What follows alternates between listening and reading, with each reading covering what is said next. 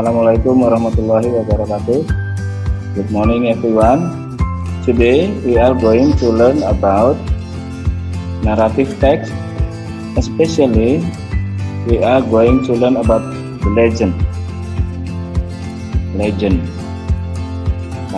text. Sehingga kita lebih fokus kepada legend atau legenda.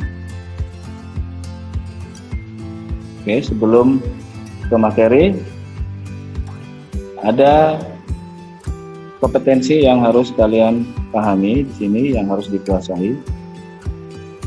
Kompetensi dasar yang harus kalian kuasai ada dua, kompetensi dasar pengetahuan dan keterampilan. Kompetensi dasar pengetahuan or basic competency of knowledge. Diharapkan kalian mampu menganalisis fungsi sosial, struktur teks, dan unsur kebahasaan beberapa teks naratif lisan dan tulis dengan memberi dan meminta informasi terkait legenda rakyat sederhana sesuai dengan konteks penggunaannya. Ini dari sisi pengetahuan. Kemudian kompetensi dasar keterampilan, diharapkan kalian mampu menyajikan teks naratif pendek dan sederhana terkait legenda rakyat secara lisan dan tulis dengan memperhatikan fungsi sosial, struktur teks, dan unsur kebahasaan secara benar dan sesuai konteks. Dua kompetensi ini yang harus kalian kuasai setelah mempelajari materi ini.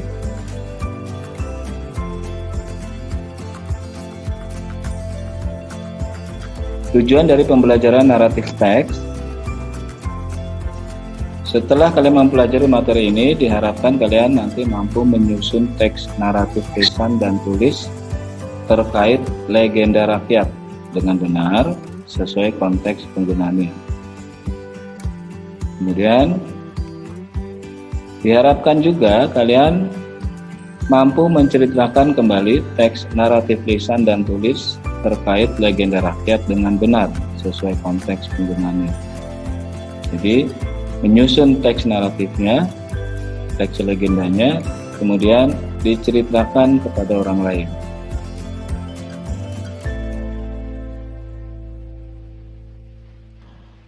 Okay, now what is narrative text?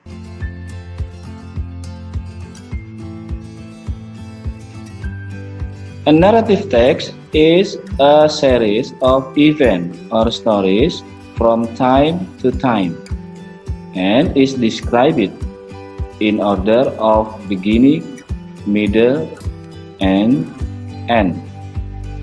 Jadi teks naratif itu adalah rangkaian peristiwa atau cerita dari waktu ke waktu dan dijelaskan dalam satu urutan, baik itu di awal, tengah, maupun akhir.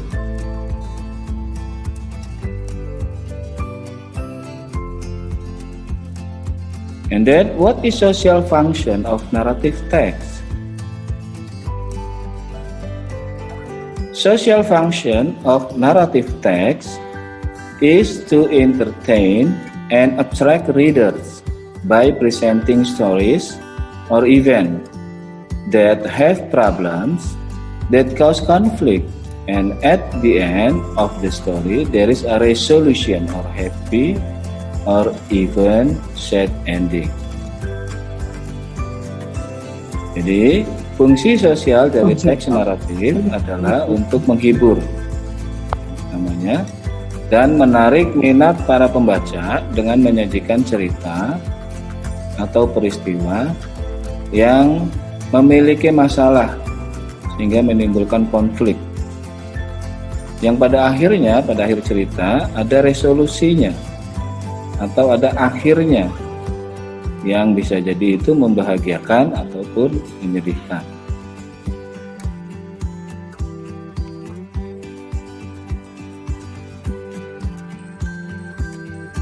Generic structure of narrative text. What if generic structure of narrative text atau struktur umum yang ada di narrative text itu apa saja? Yang pertama, the first, orientation.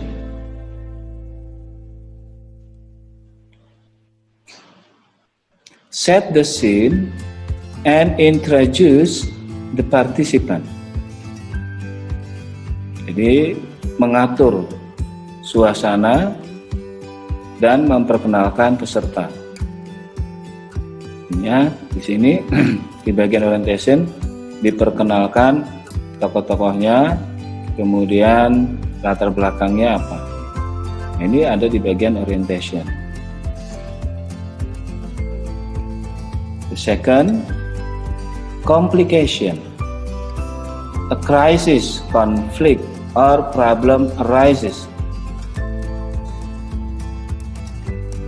Jadi adanya krisis, konflik, atau masalah yang muncul di dalam cerita tersebut.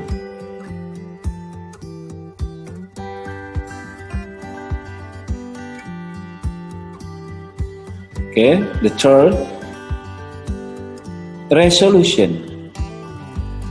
The crisis or problem is resolved for better or for worse. Di sini krisis atau masalah ini telah diselesaikan sehingga menjadi lebih baik atau bisa juga menjadi lebih buruk.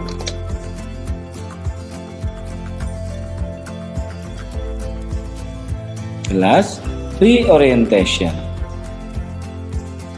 In this part, this is optional. Pada bagian ini, reorientation atau kesimpulan ini sebenarnya tidak wajib. Jadi di dalam sebuah cerita seperti di dalam legenda itu tidak dibuatkan kesimpulannya pun tidak apa-apa, karena sifatnya tidak wajib.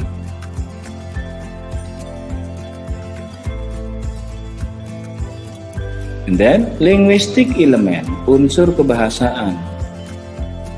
Linguistic element of narrative text. Jadi unsur kebahasaan dari teks naratif.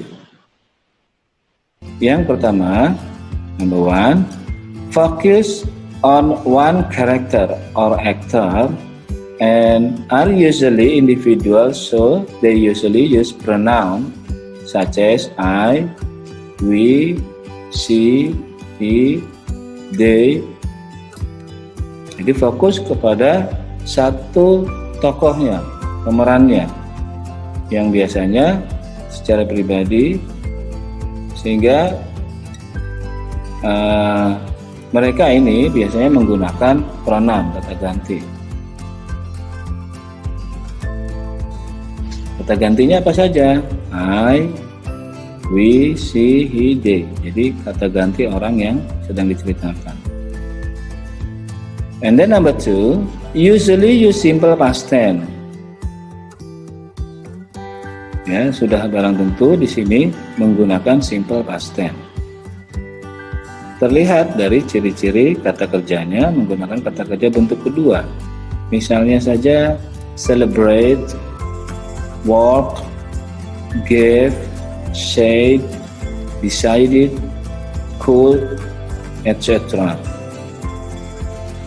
And then number three, using adverb of time such as once upon a time, one day, etc.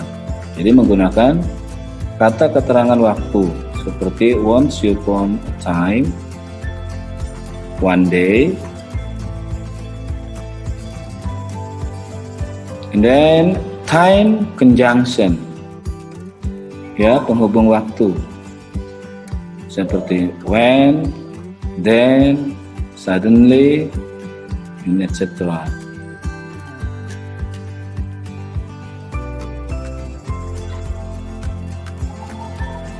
Five, sometimes using dialogue to invite readers to imagine so that the story looks clearer and more real.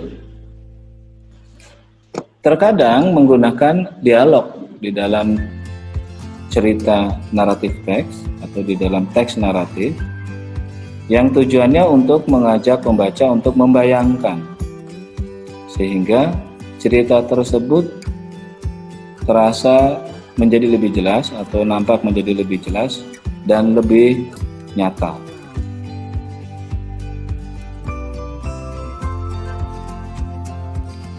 Okay, the last, because it is sequential or chronological, it is usually also use a conjunction so that the story looks coherent or sequential. Oke, karena ini ceritanya berurutan, maka biasanya ini juga menggunakan penghubung yang mana cerita tersebut menjadi lebih berurutan, ya. Oke, next, kinds of narrative text. Sebenarnya banyak teks naratif, banyak jenis-jenis teks naratif, namun dari beberapa teks naratif berikut ini kita hanya fokus kepada satu teks naratif atau naratif teks, yaitu legend. Oke. Kinds of narrative text. Number 1, fable.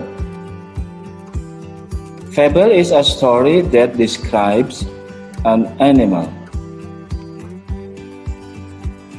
Fable adalah sebuah cerita yang menggambarkan tentang binatang. And then legend. Legend is a folk tale that describes how the origin of a place happened. Jadi sebuah cerita rakyat yang menggambarkan bagaimana asal mula suatu tempat terjadi. Itu legend. Nah, kita fokus mempelajari legend atau legenda. Myth or myth, kalau di kita mitos, ya. Myth. These myths have many stories in society and are generally considered factual stories.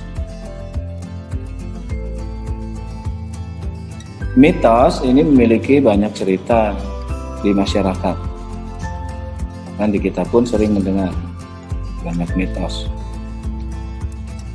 Mitos memiliki banyak cerita di masyarakat dan pada umumnya justru mitos ini dianggap sebagai cerita faktual, cerita nyata, cerita yang sebenarnya.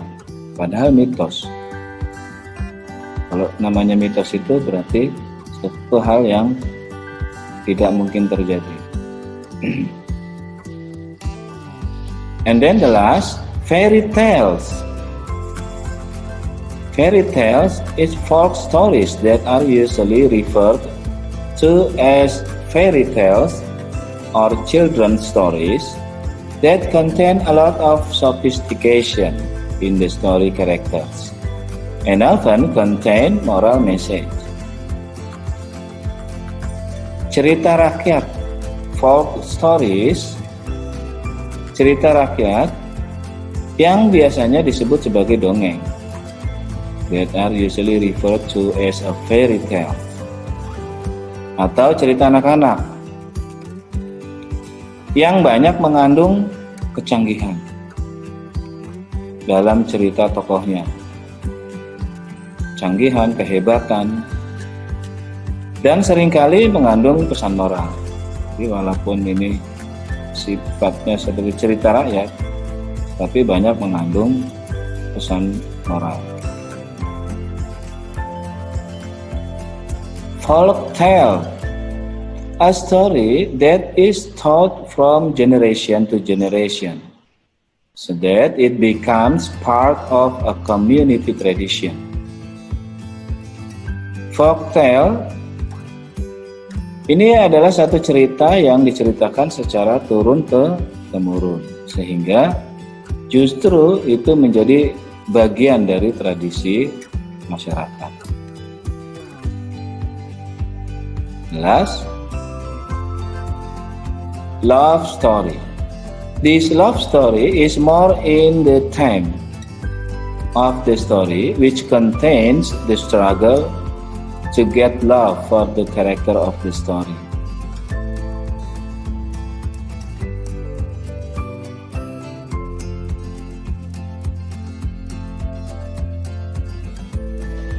Kisah cinta ini biasanya lebih kepada tema ceritanya yang berisi perjuangan. Berisi perjuangan dari si tokoh untuk mendapatkan cinta dari karakter yang ada di dalam cerita tersebut. Oke, dari 6 jenis teks naratif, kita pada hari ini mempelajari khusus tentang legend atau legenda rakyat. Oke, sekarang kita lihat the example of legend.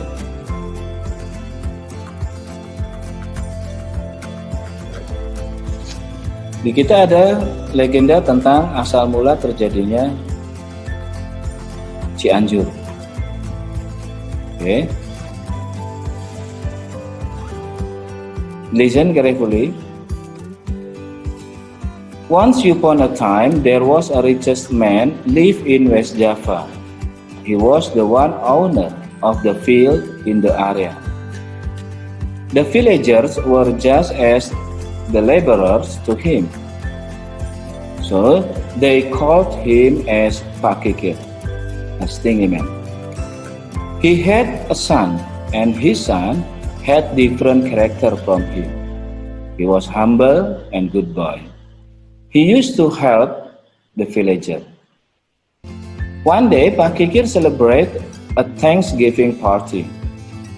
He thought this party could make him the rich from all the harvest of his field. All of villagers were invited. They were really happy because they thought that they could find and eat many delicious food in that party. But it was far from what they had already imagined. Pak Kikir provided simple food only. The miserly man. I can imagine how miserly he is. The Lord never blessed him, said some of the villagers in the party. At the same time, there was an elderly woman approached Pak Kikir and asked for his mercy.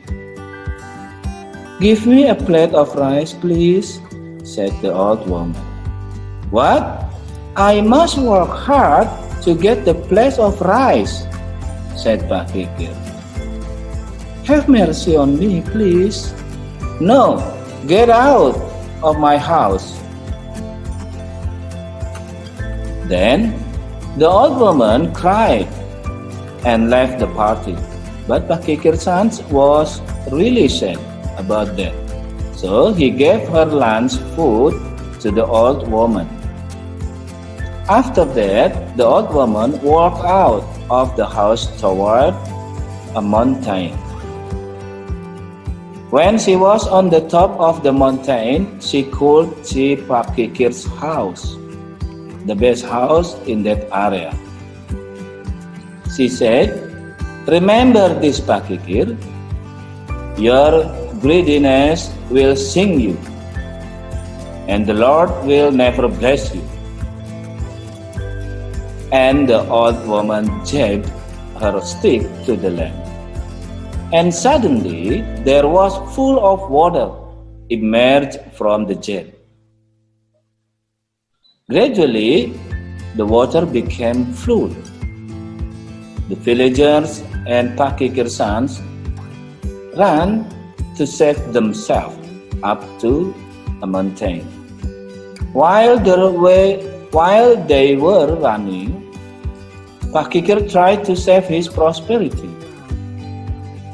The flood was getting fast, and Pak Kikir sank with his prosperity. The villagers and Pakikirsans were safe. They were really sad with what had happened. They decided to find a new area for farming, and they chose Pakikirsans as their leader. And he taught the villagers how to be a good farmer, how to handle the field and water balance. And then the area called Anjuran, or suggestion, because the villager obeyed with their leader said. Some years later, the villager changed the name to be Cianjur. Its meaning was full of water. Now Cianjur is well known as the best area to produce rice in West Java Province, Indonesia. Oke, ini cerita asal mula kota Cianjur. Oke, next, your task. I want you to create a narrative text of Indonesian legend. Then tell it in video. Thank you.